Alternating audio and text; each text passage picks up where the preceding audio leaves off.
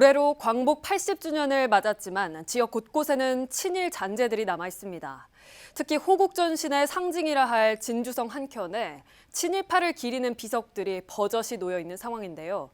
진주성을 비롯해 진주 지역에만 친일 행적이 있는 이들을 기리는 비석이 30여 개가량 있다고 합니다. 비석 아래에는 안내판 하나 없는 실정입니다. 김순종 기자의 보도입니다. 임진왜란 당시 진주성 대첩이 일어난 곳으로 선조들의 호국정신을 상징하는 진주성. 오랜 역사를 간직한 만큼 이곳에는 진주성을 지켜온 이들의 비석이 즐비합니다.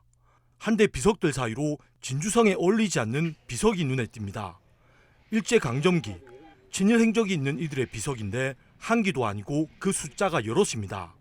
특히 이곳에는 친일인명사전에 이름을 올리고 있는 정상진의 시해불망비도 있습니다. 그는 일제의 전쟁에 쓰일 비행기, 진주호 구입을 위한 자금을 지원하고 조선특별지원병 진주후원의 공원으로 활동하는 등 친일 행적이 있는 사람입니다. 호국정신의 상징이라 할 진주성에 그의 비석이 세워져 있는 것도 역설적이지만 그 옆으로 있는 비석들이 대체로 진주성을 지킨 이들의 것임을 감안하면 도무지 이해할 수 없는 모습입니다. 이들 비석이 이곳에 있게 된 건 1973년 진주 곳곳에 흩어져 있던 비석들의 보호와 관리를 위해 비석을 한데 모으면서입니다. 하지만 여지껏 이들 비석이 누구의 것인지 어떠한 내용인지 알리는 안내판 하나 없는 상황입니다. 친일파들 혹은 친일 혐의자들 같은 경우에는 그 비석들 따로 모아서 관리를 하고 사람들에게 이제 정확하게 사실들을 알려줄 필요가 있다고 봅니다. 문제는 이뿐만이 아닙니다.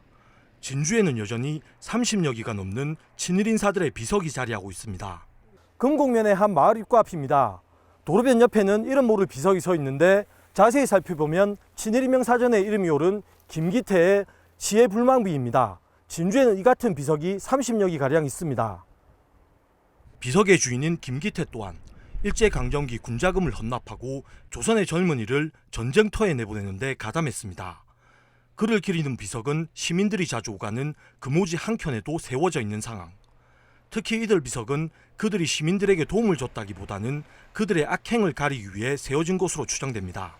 우리 진주 시민들을 괴롭혀서 시민들이 그 괴롭힘들을 피하고자 그런 비슷한 행위들을 했을 때 세워주는 경우라서 이것이 본인들이 잘했다라가 아니라 본인들이 얼마나 시민들을 괴롭혔는지에 대한 또 다른 증거물 중에 하나라고. 올해로 광복 80주년을 맞았지만 지역에 여전히 남아있는 친일 잔재들. 적어도 이들 비석이 누구의 것인지, 비석의 주인은 어떠한 사람인지 알릴 안내판 하나 정도는 필요하지 않을지. SCS 김순종입니다. 지금 이 기사 가장 먼저 저녁 7시 반에 유튜브 서경방송 채널에서 보실 수 있습니다. 서경방송 뉴스 채널을 구독해 지역의 소식을 보다 빠르게 만나보세요.